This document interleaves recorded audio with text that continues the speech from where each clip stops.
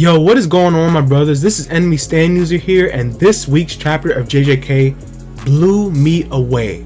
From all the reveals, we get a whole new scope for the Culling game, as well as some funny moments and references that Gigi put in. I feel like this chapter is just really an answer to how we left things off in the last video, and Gigi really just cannot miss. But currently, our world in the manga has just gotten a whole lot bigger. Our ceiling has risen for this era of Jujutsu that we have entered.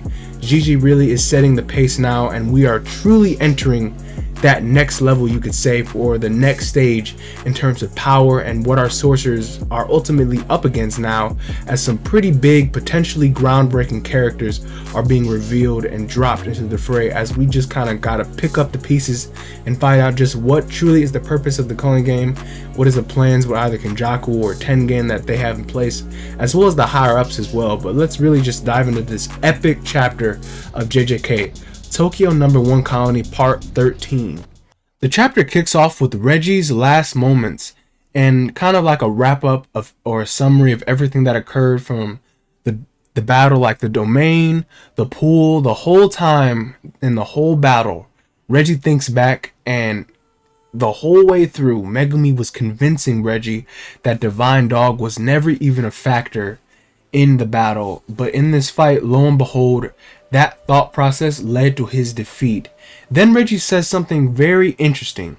To think that I'd lose to a modern day sorcerer, moreover a brat like you. So Reggie is all but hinting that he is a past sorcerer, and as we were seeing later, it is all but confirmed at this point. But Megumi says on his side of the battle that initially when starting the fight, he actually could not run away, or rather fly away, because Nue has a hard time flying while carrying people and can't take them very far. And we get to see a little flashback or background panel where in the Shibuya incident, Nue was used to jump the Ogami family, but they had to scale a building to get to that curtain, and Yuji and Inu had a bit of a rough time with Nue, so that was kind of interesting to see. But anyway, Megumi questions Reggie about his involvement in the game and what was his relationship with Tengen. And Reggie he recognizes that name and is surprised that that old hermit is still alive. So he was definitely a really old guy and a confirmed past sorcerer, knowing Tengen. But with all that said, Megumi's thoughts finished as he was thinking back to Reggie's words about the bomb and how the Culling game itself might just be a facade or a cover-up. So he has to consider the likelihood or the possibility that Tengen was working with Kenjaku, but based on the reaction he got from Reggie, that's not really a likelihood. So props to Megumi for actually thinking out of the way like that, in getting that out of the way and just thinking ahead, considering all of these possibilities. But moving on from that, Reggie uses his points and transfers them on to Megumi as his final act. All 41 of his points moving on to Megumi as a last good deed, as he puts it. Reggie explains that he was just an onlooker in all of this going on in the Culling game, this ordeal, you might say, and he thought it was something interesting in this that would be worthwhile. And I have to say, in Reggie's final moments, I really appreciate how Gigi portrayed him accepting death like he was already too far gone. But what happens next really captured my attention, as Reggie asks for one final favor as he passes on. Due to Megumi killing him, he says, "Let fate toy with you, become a clown and die." And yes, these are some very strange words, but I very well think our boy Reggie just cursed Megumi when he died. And we heard before that sorcerers curse each other when they do die, you know, like with Yaga cursed Gakuganji in the end. Mai technically cursed Maki in the end, albeit it was beneficial, and the same with like Nanami and so on with other examples, except for Nobara. I don't think she left any resentment behind. But those words were really like hazy, what he said. Like, I don't know if it's just a fan translation or whatever. They're actually kind of pretty dark. It said, "Become a clown and die." And I personally feel this is kind of like a reference to like a Japanese stage clown, like in a kabuki play, and how everyone in those type of plays always have some sort of significant role, and it usually involves death to some degree. And those characters, as you see, of course, they indeed look like clowns. But please tell me what you guys think about that idea and what it is in the comics. However, it really is kind of cool to see in the end, Reggies still left a curse behind on Megumi. And from beginning to end, this has been a true sorcerer battle, even down to their very last words. That really is just crazy. We then cut to an explosion set off by Hazanoki as he is fighting Takaba.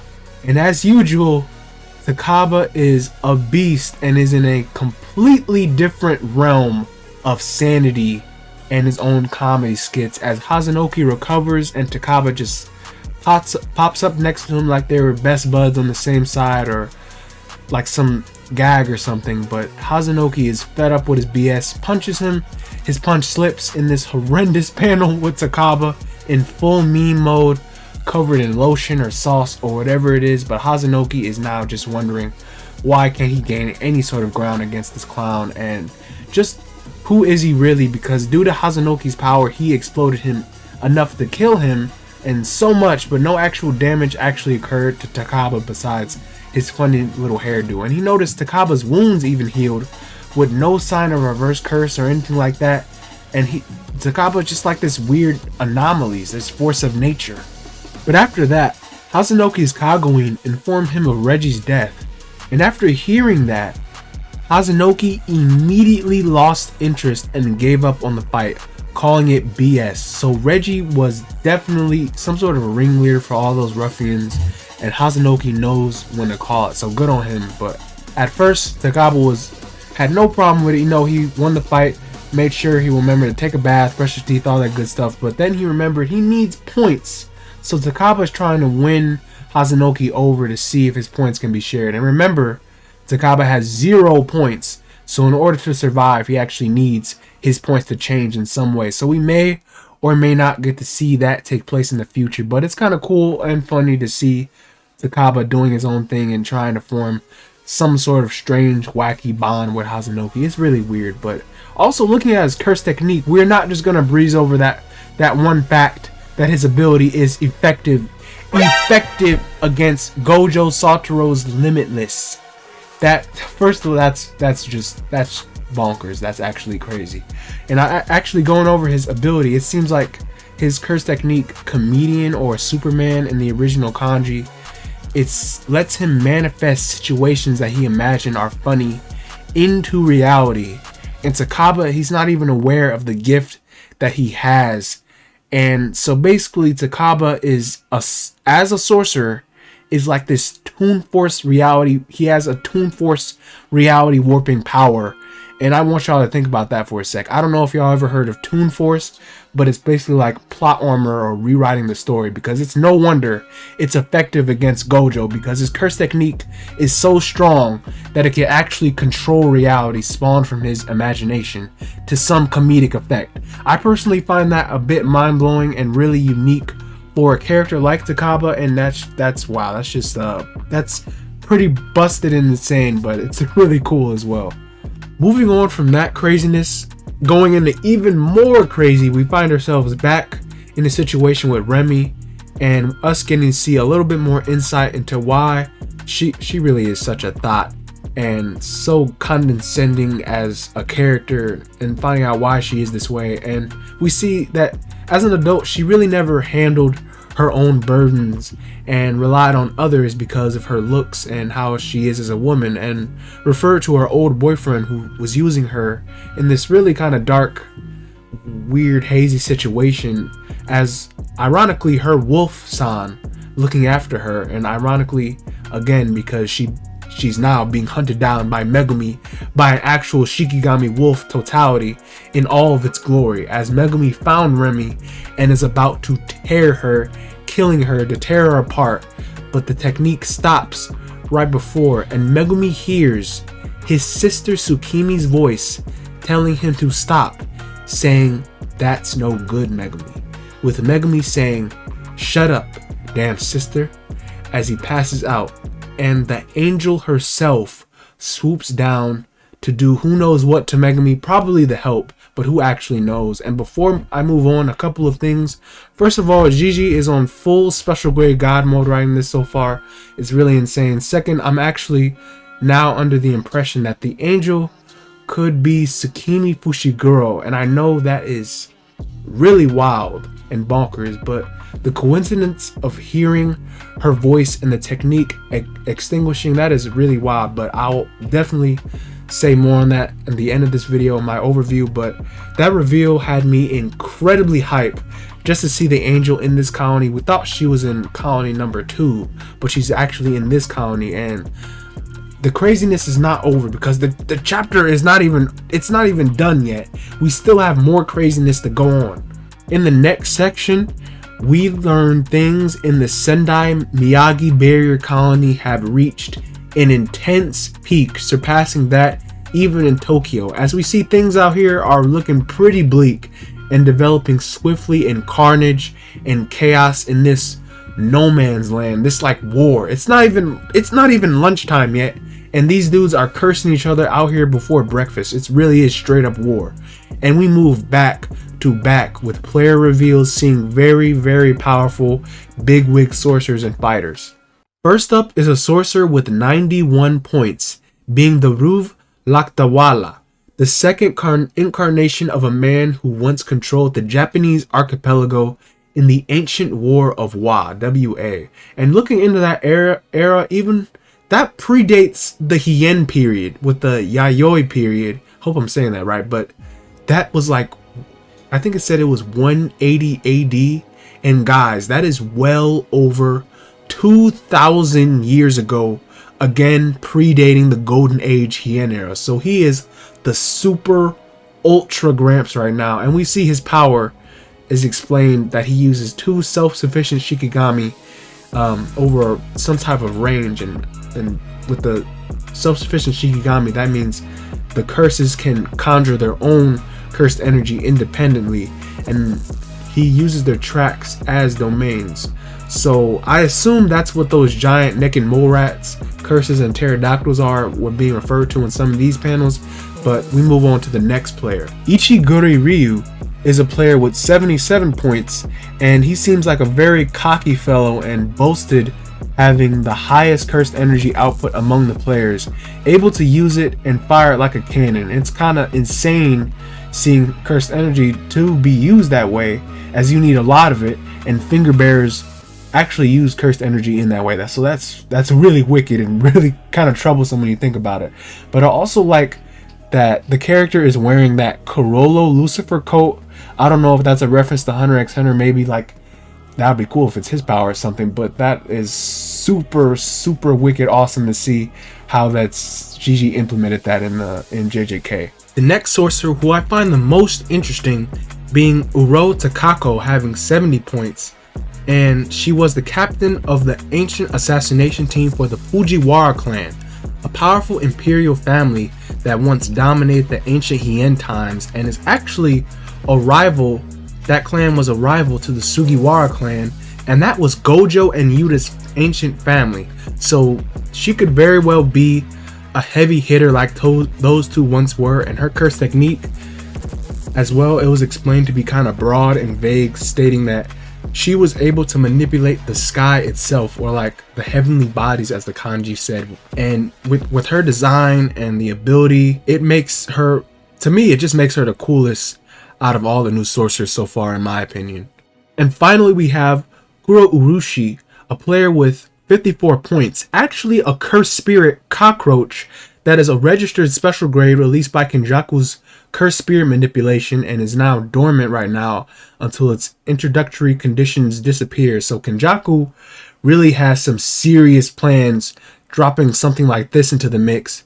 And I did a theory video a while back saying that I think curses would now be getting more attention and stronger now that Tengen's barrier is devolving and the games are now in progress. So I wondered if there would be more special grade curses with reason that could actually speak, hold conversations, and have intelligence and their own motives. And if that is the case, then we could be looking at like a Hanami Dagon or Jogo type cursed spirit situation, which would be really awesome but terribly bad with the state things are in now. And I didn't even know cursed spirits could be in the Culling game or be players, but that is really awesome to see. It almost reminds me of like Hunter x Hunter a little bit, with like the Ant King and things like that. So that is thought that is super cool. These superpowers in this colony are in a 4-way deadlock on each side, with all of them supposedly being on equal terms and matched in terms of power. However, one side has crumbled, with Lakadawala being taken out by none other than Yuda Akotsu, having 35 points so far. After the Night Parade of 100 Demons event that happened in 2017, even with Rika technically quote-unquote gone, Yuda still got his special grade position back in only 3 months, and in this modern era he is second only to Gojo Satoru, and the chapter ends praising Yuda as a prodigy among everyone. Initially, what I'm thinking right now is that Kenjaku just might have to eat his words about what he said about Yuda in chapter 90, with Yuda not being able to be the next Satoru Gojo, because our boy right now is coasting right through these games and has no problem killing or taking on any threat. I truly do want to see anything, literally anything that would make Yuda sweat, because he is just way too strong and way too powerful. He's a prodigy. He's like the chosen one. Yuda really he's like the face of the new generation of sorcerers, and Yuda fans right now should rejoice, as we just might see Yuda just explode as a sorcerer. And I heard, just a slight spoiler in the movie if you want to like skip this little 3 seconds, but I heard in the movie Mappa really gassed Yuda and his powers to a degree where Yuda might even unlocked Black Flash. So it's just all around good to see him in the spotlight. However, it's really crazy to me that the part with Yuda, for me, it was not even the biggest highlight for this chapter, and that is insane. And what really surprised me was seeing Reggie and his final moments reveal that he was like a past sorcerer, and was at a time, it seemed like his connection, he had a connection with like Tengen and Kenjaku, and then at the end he cursed Megumi at the end of his life, leaving some pretty foreboding words behind and leading us off into the next section with Takaba and Hazanoki wrapping up their clash. And out of all the fights, they definitely had the most underwhelming, almost actually kind of wholesome finish, as neither side really loses or gains anything. However, Takaba's power reveal, that was really mind-blowing, seeing how his curse technique is so potent that it can force comedic situations to happen, and that it's actually broken to the degree that it could be effective against someone like Gojo. How just Takaba of all people would be like almost a counter to Gojo's Limitless. But however, Takaba doesn't really strike me as a person who is that sort of tactical or who would really awaken this power. But the chapter even said Takaba was not even really aware of this ability, so that's pretty hilarious when you think about it. And then another extremely hype situation was the angel reveal in this colony, and Tsukimi's potential involvement / connection with the angel. I would even say that Tsukimi could potentially actually be Hana, be the angel, because of Kenjaku's plan and how he made people consume cursed objects, turning them into past sorcerers. So that would really be fitting, seeing some evidence like Hana's name not being on record or on the player list, and the angel's kind of hair and her bangs covering Tsukimi's curse mark, and her Tsukimi's kind of bangs are like Hana's bangs, like we saw before. But man, the development could really be something, as Megumi, he was on a mission. He was really on a serious killing rampage, about to kill Remy in that sort of mindset, but was stopped by the angel. So Hana being Sumiki or having ties with Sumiki could really be awesome all around. But just Megumi hearing her voice and the angel popping up was extremely hype, and leaves a lot of options open to the possibilities that this could actually lead. And finally, we have the state of the game with all these new sorcerers involved in the Miyagi prefecture. It was honestly kind of overwhelming, not gonna lie, with all the back-to-back reveals, but it was insane to see all these new powerful faces in the games and the mystery they bring, as well as the vibes that they give off. Each person is super unique, and I couldn't even fathom how their curse techniques would operate separately. I honestly would need like a separate theory video to even break down more of the little details about this chapter. But tell me how y'all feel about the chapter in general, as well as your favorite character in this chapter. I honestly find like Uro and the cockroach Kurorushi super interesting because of Uro's design, and her sky manipulation ability is extremely cool. Just to imagine a domain with that curse technique with like heavenly bodies and such, and I really want to see more curses with reason like that of the cursed family disasters, but I'm sure we'll see soon enough just how these guys will operate. And of course, seeing Yuda again looking really clean. If I'm being honest, if I'm being real, Yuda seems unstoppable with the way he just took out a character with all that hype, and that was just introduced, and probably the most ancient out of all the ancient shamans. But the Culling game is really starting to explode and really show its true nature. It's awesome. Go Yuda. Because of Gojo's absence, it seems everyone is just coming out of the shadows, coming out of the woodwork, in for this free-for-all cursed tournament, just to curse each other to death and to tip the scales of power out of balance in this war. Basically, I can only just dream if this Culling game is only like a facade or a cover-up. What exactly is Kenjaku's true plan, or a bomb that he's going to drop? Because it seems that we really might likely see things play out real soon, seeing how things are progressing quickly now just in this colony. Anyways guys, that's it for this review, or my review for chapter 173. Definitely the most insane chapter as of late. I really kind of was doubting the whole Culling game arc around the time with Hakari and the Tokyo colony beginning, to see if it could really live up or outdo Shibuya, but it just might blow Shibuya out of the water as we entered like the next level in the Jujutsu world, with all these powerful sorcerers, new and old. It is very exciting to see. And before I end off, a couple of things. First, I'm a bit late, but JJK 0 is coming out for the US and Canada around like March 18th. And we can expect to buy tickets around like the 25th of February. So I'm glad we don't have to wait that long to see it, compared to a movie like Demon Slayer. If you remember that, it was like a 6-month wait for the US just to slap a sub on it. But that's really exciting. And now what I'm really excited for second is my animation coming up. I decided to do like a Chainsaw Man animation short that I'm going to be doing. It's going to be a little longer than the ones I've been doing, but it's going to be way better animation, and it's going to take a little bit more time to do. But do expect that to drop at least like mid next month, if not even sooner, if everything goes well. But I'm sorry I could not really drop any other videos besides these like chapter reviews, because this particular animation is sort of kind of demanding. But I hope to kind of wrap things up and finish things up, and I hope the time that I put in is worth it. But remember to like the video and to share it, and subscribe if you haven't. But thank you all so much. This has been Enemy Stand User, and I'll see you guys in the next one. Bye bye.